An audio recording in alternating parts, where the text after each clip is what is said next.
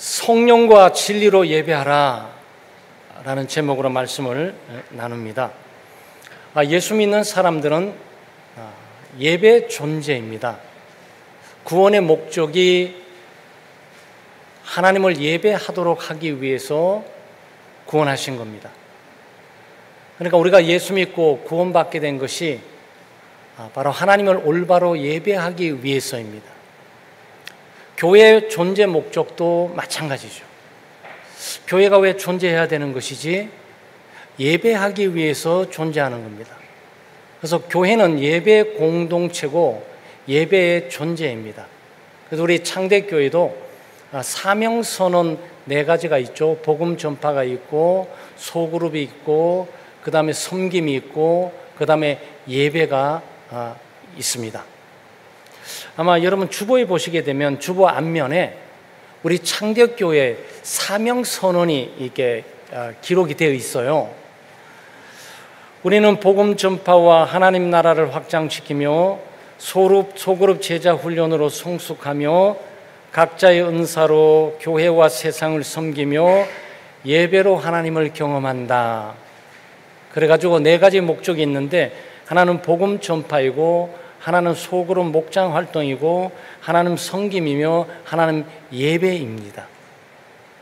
그래서 아마 눈치가 좀 깊으신 분들은 이거 2년 전하고 약간 틀려졌는데, 네, 2년 전은 우리는 예배로 하나님을 경험하며 라고 예배가 먼저 나왔던 겁니다. 그래서 우리가 원래 강조되고 있는 것이 모이는 교회, 전파하는 교회, 전도하는 교회, 선교하는 교회니까 여기 복음 전파를 앞에 지금 내세우고 있는 거죠.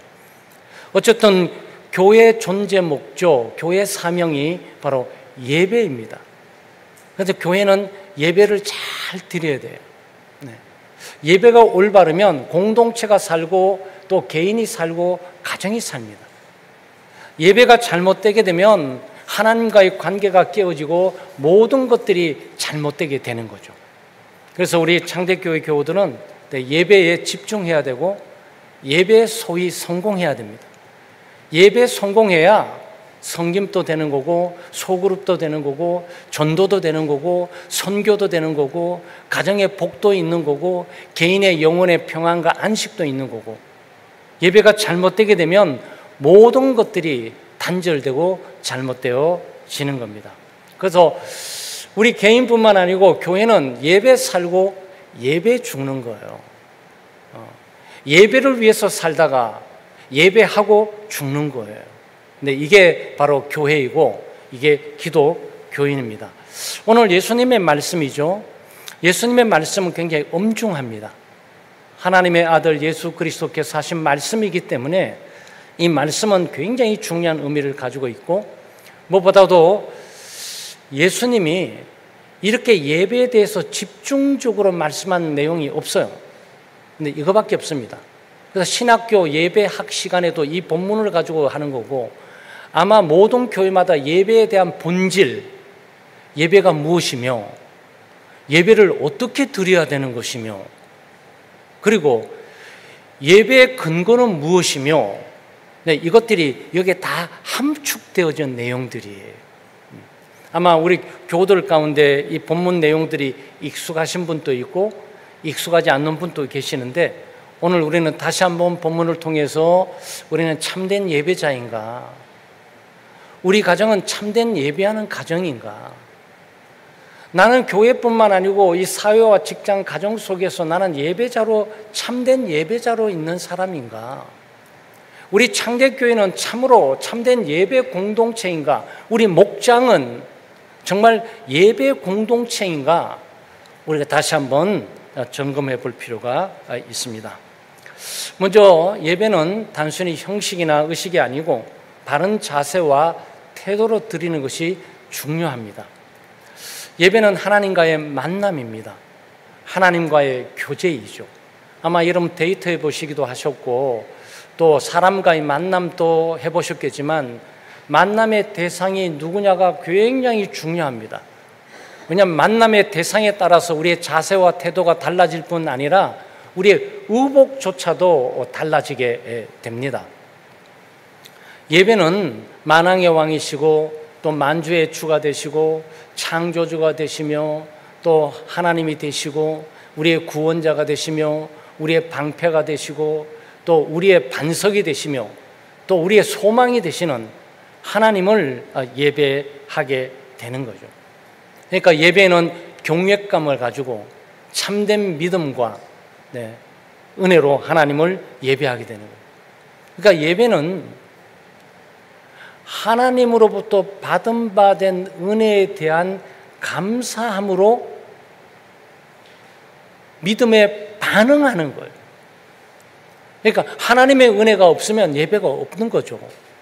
하나님의 은혜를 받지 않으면 예배가 성립될 수가 없어요.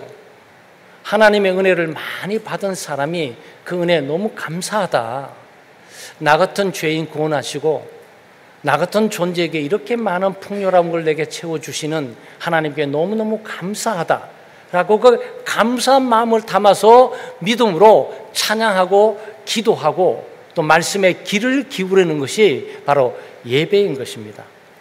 그래서 예배는 믿음으로 반응하죠.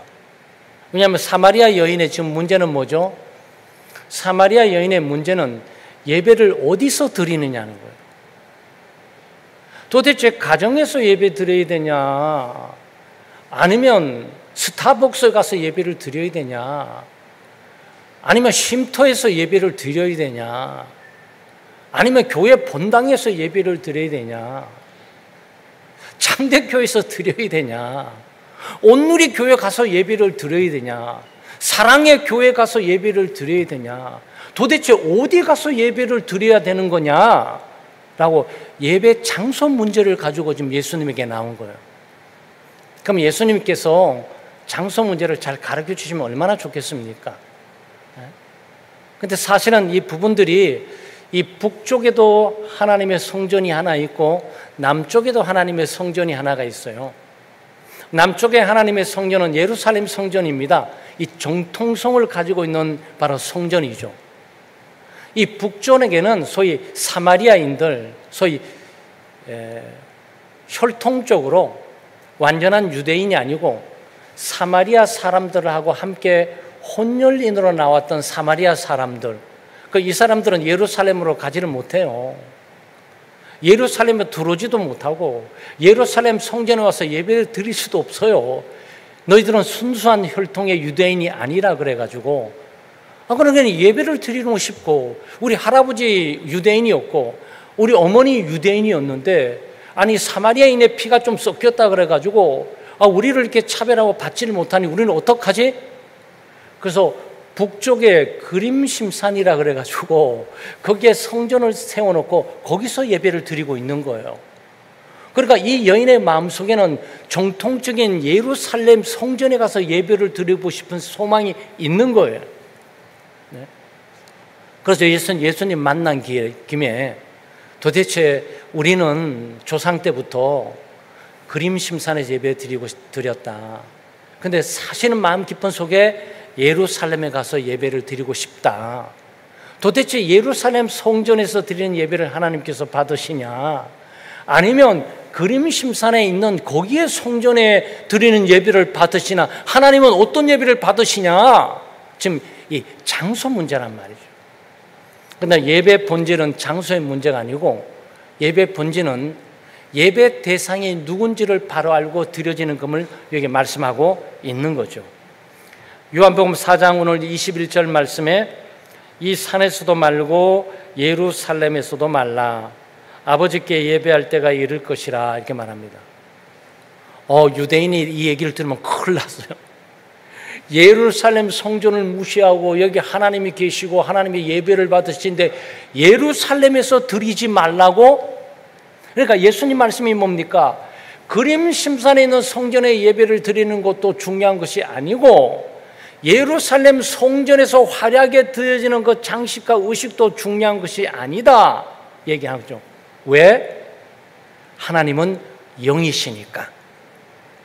이게 요한복음 4장 24절 말씀이 바로 그 말씀이죠. 하나님은 영이시니 그러잖아요.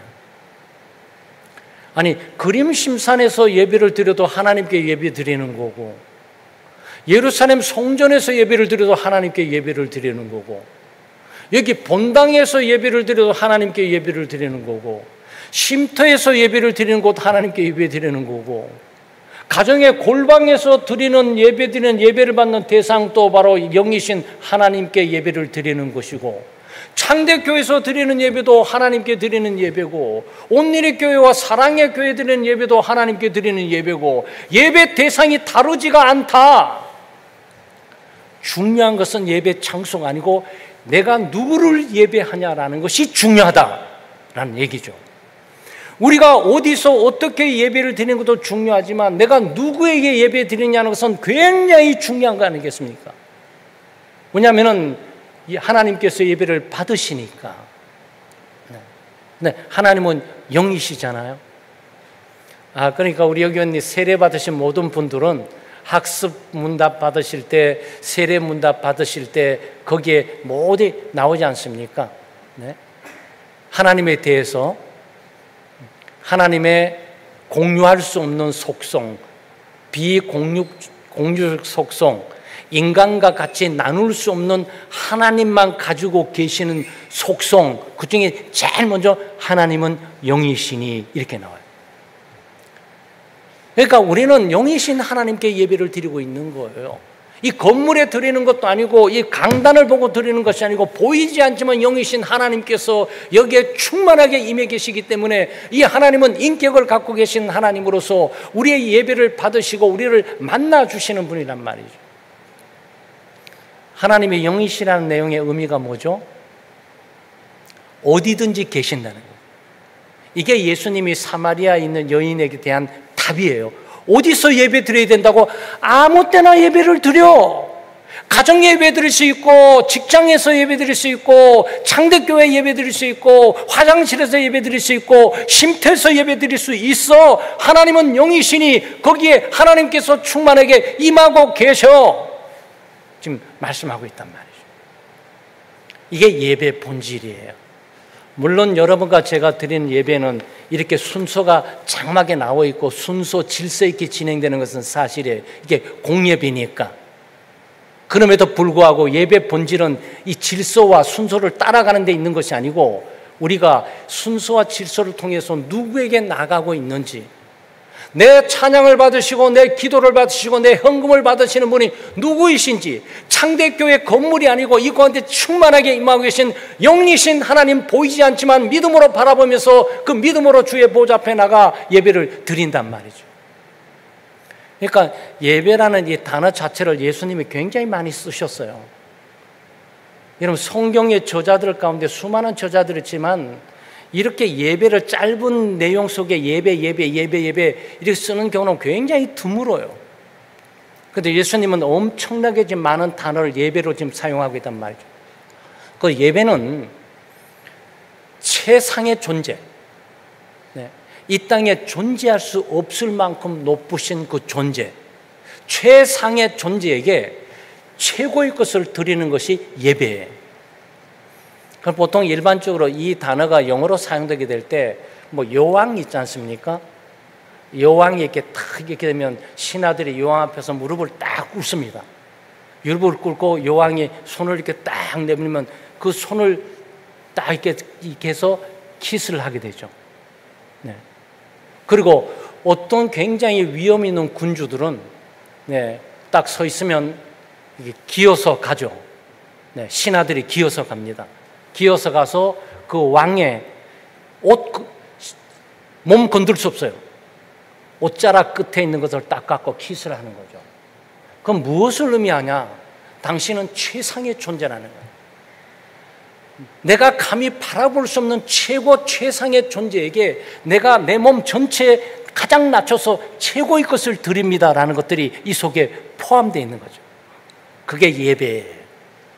그러니까 예배는 단순하게 시간이 돼서 와가지고 한 시간 있다가 쭉 돌아가는 그것이 아니고요. 내가 지금 최고 최상의 존재인 하나님께 나간다. 그 하나님께 나갈 때에 내가 최고의 것을 가지고 나간다. 그래서 내 몸을 드린다, 마음을 드린다, 내 인생을 드린다, 내 미래를 드린다, 그리고 내 물질을 드린다. 물질의 이 부분을 가지고 이 속에 담고 있단 말이죠. 그러니까 예배는 하나님으로 받은 구원의 은혜, 그리고 하나님의 사랑에 감동되어서 그 하나님을 사랑하지 않고는 절대 성립될 수 없는 것이 바로 기독교의 예배예요. 불교, 유교, 천도교, 모함교 여러분 가서 성전에 가서 예배 드릴 수 있고 머리 굽힐 수 있고 할 수 있어요. 그런데 그것은 예배로 성립되는 것은 아니에요.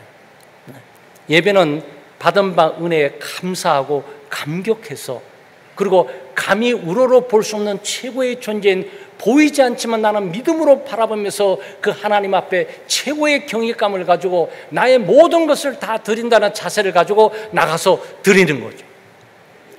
그냥 뭐 열심히 잘 쓰다가 찌끄러기 좀 남은 거 뭐 신이나 드려야지 뭐 이렇게 하는 이 수준의 예배가 아니란 말이죠. 이게 예배예요. 그러니까 예수님은 우리들에게, 사마리아 여인에게 장소 문제, 오케스트라가 뭐가 있냐, 강단이 좋냐, 뭐 찬양대가 좋냐 나쁘냐, 의자가 좋냐 나쁘냐, 뭐 건물이 얼마나 좋냐 나쁘냐, 사람이 얼마나 많냐 적냐, 이 문제에 관심을 두고 있는 것이 아니고, 아니, 예배는 경외감을 가지고 최상의 존재에게 최고의 것을 드리고 나가는 것이야. 이걸 지금 말씀하고 있단 말이죠. 네, 이게 예배의 본질이에요. 네, 모든 교회마다 순서들이 다 달라요. 그리고 여러분 가정의 순서도 다르고 목장 순서들이 다 달라요. 네, 그래도 최상의 존재에게 나가고 있다는 의식을 절대로 놓지 말아야 되는 것이 바로 예배가 성립되는 지점이란 말이죠. 그래서 예배는 언제 어디서나, 네, 언제 어디서나 영이신 하나님께서 충만하게 임하고 계시기 때문에 받은 바 구원의 은혜를 가지고 믿음으로 경외감을 가지고 하나님을 찬양하고 기도하고 하나님과 교제하고 만나는 거, 이게 바로 예배입니다. 두 번째, 예배는 예수 그리스도를 통해서 나가서 드려지는 거예요. 기독교 예배의 아주 본질일 뿐만 아니고 모든 타 종교와 완전히 구별되는 지점이 바로 이 지점이에요. 모든 종교마다 신이 있고, 모든 종교마다 믿음이 있고, 모든 종교마다 신에게 나가서 축복을 빌고 간구하고 기도하고 찬양하기도 하고 그러잖아요. 언제 어디서나 하나님을 예배 드린다 그래가지고 아무나 막 나갈 수 있는 것은 아니에요. 반드시 예수 그리스도를 통해서 나가야 돼요. 그리스도를 믿는 믿음으로 나가야 돼요. 그리스도께서 십자가에 못 박혀 죽으시고 구속을 성취하신 그 구원의 사건들을 믿음으로 그 바탕과 그 근거를 딛고 하나님의 보좌 앞에 나가야 돼요. 지금 예수님께서 놀라운 말씀을 하셨어요. 여러분과 제가 주목하면서 집중해 보지 않으면 그냥 흘러 넘어갈 수 있는 말씀이에요. 그렇지만 굉장히 치명적이고 핵심적이고 중요한 말이에요. 21절 말씀에 다시 봅니다. 너희가 아버지께 예배할 때가 이르리라. 아버지께 예배할 때가 이르리라 그러잖아요. 지금 이 사건을 보게 되면 여러분이 사마리아 여인이고 제가 예수님 볼 때 예배 장소 문제 걱정하지 마. 하나님은 영이시니까 언제 예배할 수 있어. 근데 예배할 때가 올 거야. 이거는 가까운 미래를 지금 말하고 있는 거예요. 예배할 때가 오게 된다. 지금 예수님께서 이 말씀하셨습니다. 23절 말씀에 보게 되면 영과 진리로 예배할 때가 오나니 곧 이때라 그러죠. 또 영과 진리로 예배할 때가 오게 되는데 그 가까운 미래가 지금이야. 지금 이 얘기를 하고 있단 말이죠. 지금 예수님이 뭘 말씀을 하고 있는 거죠? 네, 예수님이 가까운 장차 십자가에 못 박혀 죽으시잖아요. 예수님 왜 십자가에 못 박혀 죽으시는 겁니까? 죄인들의 죄값을 지불해야 되니까. 죄인들의 죄값은 죽음과 저주와 형벌과 심판을 예수 그리스도께서 십자가에 못 박혀 죽으심으로 갚아주신 거죠. 죽음의 빚을 갚아주시고 저주의 빚을 그리스도께서 갚아주신 거죠. 그리스도를 믿음으로 우리는 죄 용서를 받게 되고 죄의 가림을 받게 되는 거죠. 그리스도를 믿음으로 우리가 하나님의 보좌 앞에 나가게 되는 거죠. 그러니까 우리는 지금 예수님께서 그렇게 말씀하는 거죠. 가까운 미래 내가 십자가에 못 박혀 죽게 될 거야. 너의 죄값과 죽음과 저주와 형벌을 다 내가 처리해 주게 될 거야. 그 예수 그리스도 구원자가 지금 너 앞에 있잖아. 너는 나를 통해서 영이신 하나님께 나갈 수가 있어. 이 말씀을 하고 있단 말이죠. 그러니까 예배는 예수 그리스도의 믿음으로 그리스도의 십자가의 구속을 통해서 하나님의 보좌 앞에 나가야만 하나님께서 그 예배를 받으시고 하나님께서 바로 그 믿음을 통해서 우리에게 오신단 말이에요. 그러니까 우린 만남이라 그랬잖아요. 네. 예배는 하나님과의 만남이라 그랬어요. 하나님과 교제라 그랬어요. 하나님은 완전하시고 완전히 거룩하신 분이에요. 우리는 죄인이에요. 우리는 죄로 뭉쳐져 있어요. 만날 수 없는 분이에요. 도저히 접근할 수 없는 분이에요. 마치 이 접근은 우리가 빛 가운데 태양에 접근하다 다 죽는 것 같은 동일한 상황이에요. 여기에 중보자 예수 그리스도가 있단 말이죠. 예수 그리스도를 믿음으로 하나님께서 제공해 주셨어요. 하나님께서 나올 수 있는 길을 제기해 주신 거죠.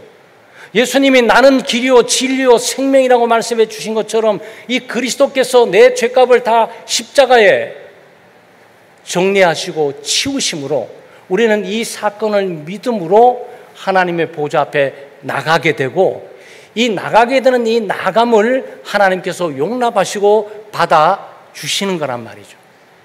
하나님은 예수 그리스도를 통해서 우리에게 오십니다. 십자가를 통해서 우리에게 오신다는 말이죠. 여기서 예배가 성립이 되고 하나님의 임재와 하나님과의 만남이 성립되는 거죠. 여러분 타종교회 가시게 되면 여러분과 제가 다를 게 뭐가 있어요? 네. 시주 단지 가지고 불공 단지 가지고 산으로 둘러 가셔가지고 그 성전에 찾아가서 그 상 앞에서 갖다 바치면서 비나이다 비나이다 해야 되잖아요. 근데 우리가 믿는 하나님, 창조의 하나님, 영이신 하나님, 우리의 구원의 하나님, 인격의 하나님은 그런 방식으로 우리를 만나주지 않는다니까요. 우리가 집을 다 팔고 집 모든 보따리를 가지고 네? 주식을 사든지 펀드를 사가지고 다 갖다 바쳐도 만나주지를 않아요. 성립이 되지가 않는다고요. 여기는 어떤 죄인일지라도 예수 그리스도를 믿게 될 때 하나님은 그 믿음을 보시게 되는 거고 그 믿음으로 하나님께 나가게 되는 거고 하나님은 그리스도를 통해서 우리에게 오는 거고 우리는 그리스도를 통해서 하나님께 나가는 거고 그리스도가 없는 예배는 존재할 수가 없다라는 거죠. 그래서 예수 그리스도와 십자가의 죽음은 바로 예배의 근거가 되는 거죠. 여러분 그래서 우리가 예배에 성립되는 거예요. 저뿐만 아니라 여러분 모두가 지혜가 있어가지고 똑똑하기 때문에 기독교를 선택했던 그 올바른 선택 때문에 창대교회 오래 다녔던 20년 30년의 그 경력 때문에 집사와 검사와 장로와 목사라는 그 직분 때문에 하나님께 나갈 수 있는 것이 아니란 말이죠. 어떤 걸로 하나님께 나갈 수 없고 하나님은 받아들여질 수가 없는 거예요. 오직 그리스도만을 위해서 그리스도의 십자가를 통해 나오는 자만과 하나님께서 받으시고 용납하시고 만나주시고 그리고 말씀해 주시고 복을 주시는 겁니다. 예수님이 그 어마어마한 내용을 하고 있는 거예요. 이 여인이 이걸 크게 깨달았는지는 우리는 잘 몰라요. 어떻게 예수 믿고 구원받아가지고 사마리아 성으로 들어가서 전도했던 것은 사실이에요. 그렇지만 이 예배의 의미를 알고 있었을까라는 것은 또 별개의 문제란 말이죠. 장소 문제를 가지고 좀 헤매면서 여기서 드려야 되는지 저기서 드려야 되는지 고민하면서 막 있는데 장소의 문제가 아니야. 예배는 대상이 누군지가 중요한 것이지. 아무나 예배한다고 여기저기 성전들도 많고 종교들이 많이 있잖아. 그 모든 것들을 신이 다 만나줄 거야. 그런 것이 아니잖아. 그래, 하나님은 영이셔. 어디든지 계시는 거야. 어떤 성전에서 가둬두려고 하지를 마라. 어디든지 하나님께 나가 예배할 수가 있어. 단 예수 그리스도를 통해서만 나와야 돼. 예배의 본질이 이거란 말이죠. 여러분 어떤 교회, 여러분 모든 교회마다 예배가 있지만 예배 순서 다 다릅니다.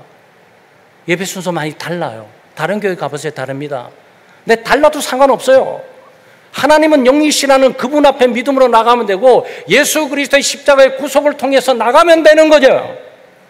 이것이 아무리 정교하고 의식적으로 쉽고 가볍고 익숙하게 드려진 줄 알더라도 영이신 하나님에 대한 대상을 잃어버리거나 구속의 근거인 예수 그리스도를 믿는 믿음을 잃어버리면 그 예배는 하나님께 받으실 수 없어요.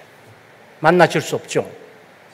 그 예배 본질을 지금 말하고, 예수님은 예배가 무엇이냐라고 예배 본질을 우리에게 말하고, 예배는 순서의 문제도 아니고 장소의 문제도 아니고 성가대가 얼마나 놀라야 되는, 이 인테리어가 얼마나 놀라야 되는 문제도 아니고 사람 수가 얼마나 많아야 되는 이 문제도 아니야. 한두 명이 드리든지 하나님은 영이시고 예수 그리스도의 십자가의 죽음과 보혈을 믿는 믿음으로 담대히 하나님의 보좌 앞에 나가면 하나님께서 기쁘게 받으실 거야.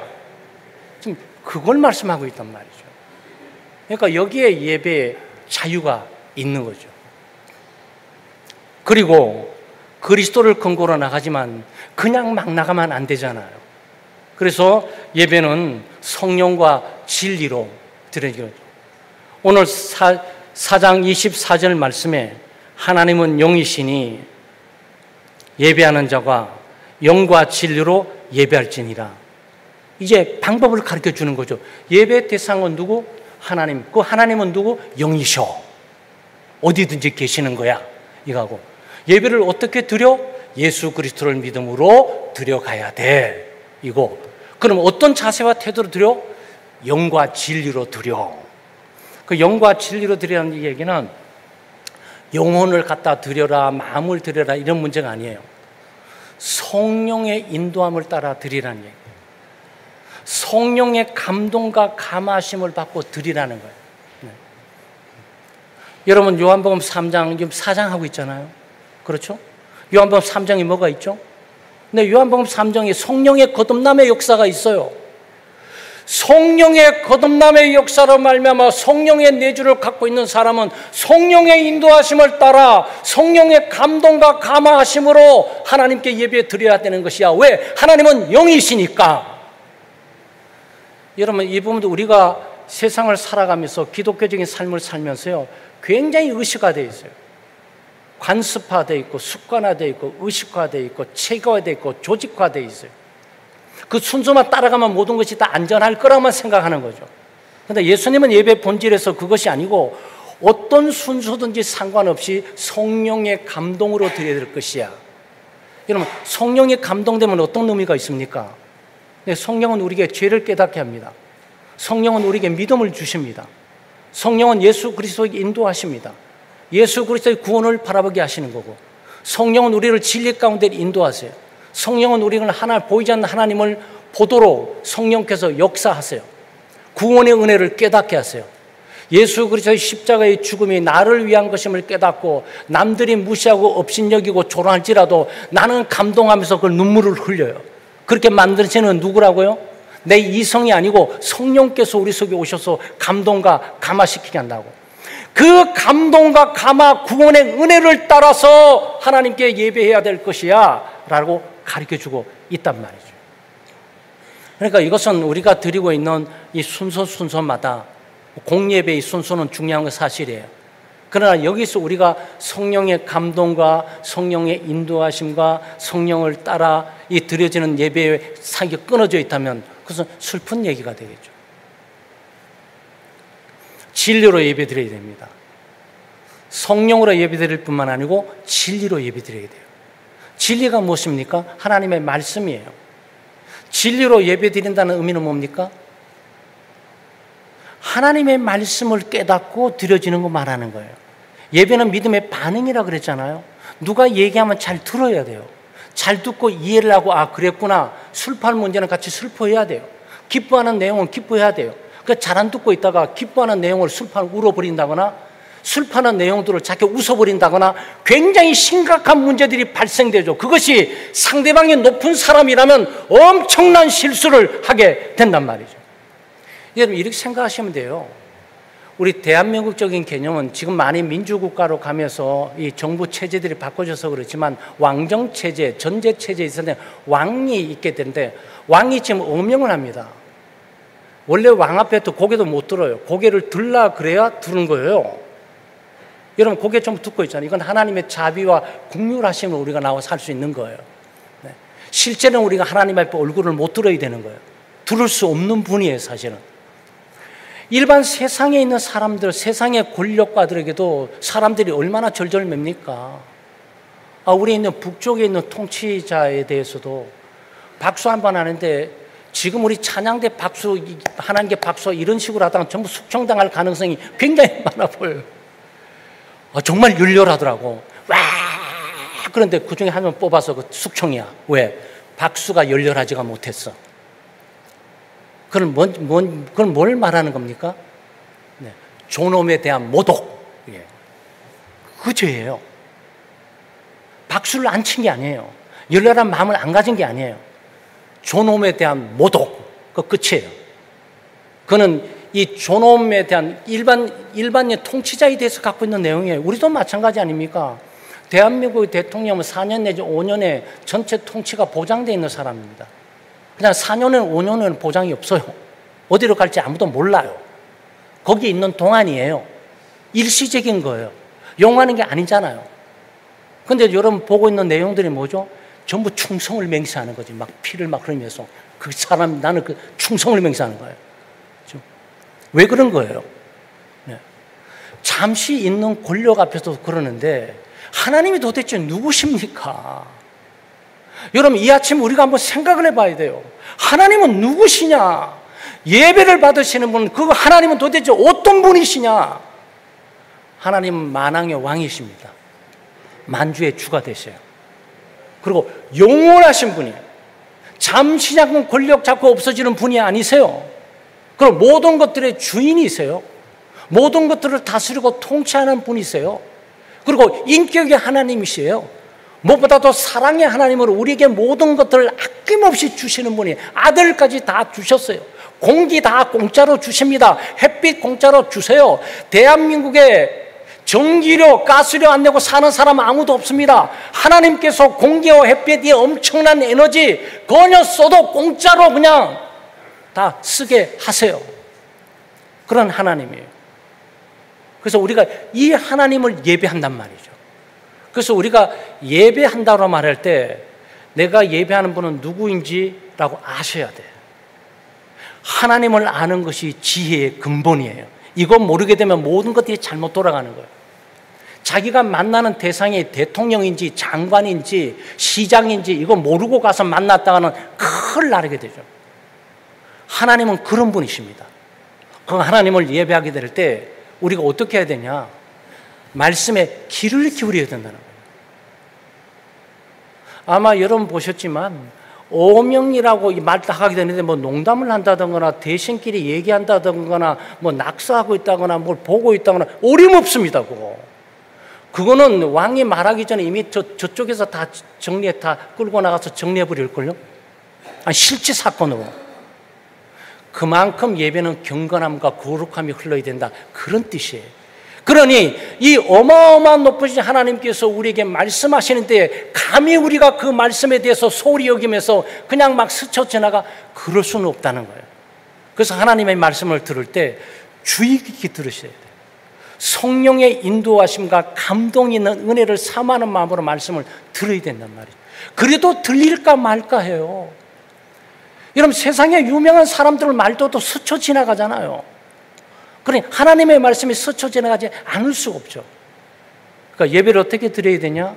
성령의 감동과 감하심으로 드려야 된다. 예배를 어떻게 드려야 되냐? 하나님의 말씀을 주목하고 주의를 끄면서 이 말씀의 의미가 뭔지를 알고 거기에 대한 믿음의 반응을 하면서 예배를 드려야 된다. 이거는 마찬가지 이런 말이에요. 여러분의 부모님 아닙니까? 우리의 자녀가 있어요. 우리의 자녀가 갑자기 내게 찾아와요. 막 아빠 막 사랑해 이게 막 뽀뽀하면서 아빠 제일이야 그러고 막 난리를 하면서 아빠 돈이 필요하고 용돈이 필요하고 아빠 책값도 필요하고 데이트해도 무슨 필요하고 뭐도 필요하고 막 말만 쫙쫙 해놓고 아빠 찬양에 노래하고 막 아빠 애교 떨고 막 그래요. 아버지 다 받아요. 그러니까 아버지가 중요하게 이제 좀 얘기하려고 또 하는데 갑자기 존다거나 갑자기 길을 맞으면서 에이 그러면 또 나가버린다거나 그런 무지막지한 그 교제가 어디 있습니까 세상에. 여러분, 그런 거는 있을 수가 없어요. 상식선에도 있을 수가 없다고. 그래서 하나님께서, 그리스도께서 예배에 대해서 성령과 진리로 예배하고 하나님의 말씀에 귀를 기울이고 듣는 일들이 있어야 할 것이야 라고 얘기를 한단 말이죠. 바로 여기에 하나님의 만남이 있고, 여기에 하나님의 임재가 있고, 여기에 하나님의 축복이 있고, 여기에 하나님의 뜻이 이 속에 다 포함되어 있는 거예요. 이게 예배의 정점인 거예요.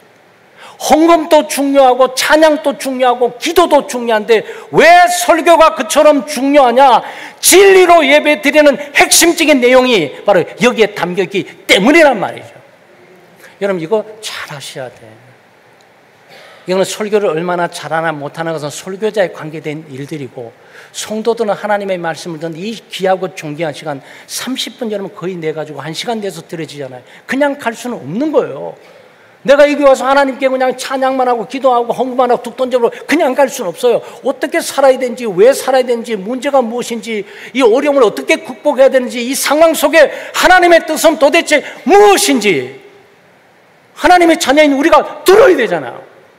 아버지 앞에서 노래하고 애교 떨고 노래 불러주고 안마해주고 다 좋은데 아버지가 말을 할 때는 들어야 하잖아요. 그럼 이게 중요하단 말이죠. 이 시간이 그래서 그렇게 중요한 거고, 교회의 존재를 가늠하는 일들이 바로 여기에 있단 말이죠. 사랑하는 여러분, 오늘 예수 그리스도께서 우리에게 말씀을 하셨습니다. 예배는 단순히 의식이나 형식이 아니다. 예배는 자세와 태도 문제가 중요하고, 예배는 장소고 문제도 중요하지만 장소보다도 예배 대상이 누군지를 정확히 알아야 된다. 그리고 예배 대상을 향해 나가게 될 때 예배의 근거인 예수 그리스도의 구속의 사건을 믿는 믿음으로 나가야 된다. 그리고 구속 사건을 믿는 믿음으로 나갈 때 성령의 인도하심과 하나님의 말씀에 대한 주의 깊은 이해와 깨달음을 통해서 내가 어떻게 하나님께 반응을 할까라고 이걸 가지고 가야 된다. 그래야 되지 않습니까? 그래서 자녀에게 얘기하면, 예, 내가 용돈 얼마 줄게, 어떻게 할게, 아빠 고마워요, 감사해요, 이렇게 해야 되잖아요. 이게 돼야 된단 말이죠. 왜 그처럼 애교를 떨면서 노래를 불렀냐고, 뭔가 요구한 사항들을 듣고 가야 되는 게 아니냐고. 그러니까 아버지가 얘기한다고 마지막에, 그래, 용돈 5만 원 좀 어려운 것 같으니까 3만 5천 원으로 하자. 5만 원, 이번에 기분 좋으니까 10만 원으로 하지. 그리고 너 그 자세 공부하는 거 떨어졌더라, 그 다음에 좀 올리도록 해. 이게 지금 중요하단 말이죠. 이게 미래의 일들을 가늠하는 중요한 요소란 말이에요. 그래서 여러분, 교회는 예배 살고 예배를 주는 것만 아니고 교회에서 바로 이 강단이 살고 죽는 문제가 결정되는 거랍니다. 역사적으로 그래요. 역사적으로 기독교가 세트했던 것들은 하나님의 말씀이 세트했던 거고, 하나님의 말씀이 세트한 것은 설교자뿐만 아니고 말씀을 듣는 사람들이 전부 이 말씀에 무관심해서 오게 되는 일들이란 말이에요. 사랑하는 여러분, 예배 승리하시기 바랍니다. 성령과 진리로 예배하시면서 늘 예배를 통해 살아가고, 또 예배를 통해 하나님을 만나고 하나님과 깊은 교제 가운데 은혜를 누리고 살아가는 교우들 되시기를 주의 이름으로 축원합니다. 사랑의 하나님 아버지, 우리의 마음을 여시고 예배 자리로 인도하시는 주님께 찬양과 감사를 드립니다. 이 산에서도 저 산에서도 아닌 어디서든 성령과 진리 안에 드리는 참된 예배를 기쁘게 받으시는 주님, 이 시간 저희 예배가 형식에 머무르지 않고 마음 깊은 곳에서 우러나오는 헌신과 사랑의 고백이 되게 해 주시옵소서. 우리를 늘 말씀의 감동으로 인도하신 성령님, 저희를 조명하시고 인도하셔서 저희의 삶의 중심이 오직 주님이 되게 하옵소서. 바쁜 일상 속에서 주님의 음성에 귀 기울이며 진리 안에서 살아가기를 선택하는 지혜를 허락해 주시옵소서. 저희의 연약함과 죄를 성령의 능력으로 깨닫고 회개하며 주님께 나가는 발걸음을 인도하여 주시옵소서. 우리의 구세주가 되신 예수님, 저희로 길이요 진리요 생명이신 주님을 따라 오늘도 살아가게 해주시고, 세상의 유혹과 방해 속에서도 주님의 말씀을 붙들고 주님과 동행하는 삶을 살아가게 해주시옵소서. 저희의 삶이 한결같이 주님을 찬양하고 따르며 고백하는, 증거하는 고백이 되게 해주시고, 저희 예배가 끊임없이 성령과 진리로 드려지는 살아있는 예배가 되게 해 주시옵소서. 예수님의 이름으로 기도하옵나이다. 아멘.